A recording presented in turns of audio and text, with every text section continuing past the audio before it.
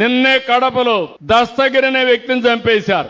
జగన్మోహన్ రెడ్డి గారి ఆదేశాల మేరకే మరి దస్తగిరి బలైపోయాడు. ఇది తాడేపల్లి ఆదేశాల ప్రకారమే ఇటువంటి హత్యా ప్రయత్నాలు జరుగుతున్నాయి. కడపలో పెద్ద దస్తగిరి అని ఆయన మా పార్టీకి చెందిన వ్యక్తి, మా పార్టీ కార్యకర్త, మావాడు చనిపోయింది, మావాడు మా పార్టీకి చెందిన కార్యకర్త చనిపోతే మేం బాధపడతాం.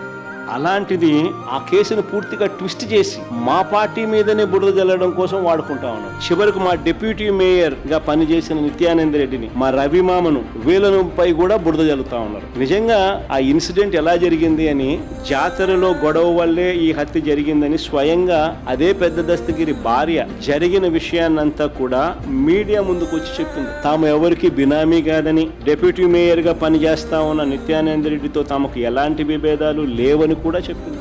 వ్యాపారాలు అన్నాక వాళ్ళతో మాట్లాడతాం, వీళ్ళతో మాట్లాడతాం, ఎవరు బిలామీ కాదు మేము. అవన్నీ ఏం లేవు సార్, మాకు తెలిసినంత వరకు మాకు ఇప్పటికేమో ఏం లేవు.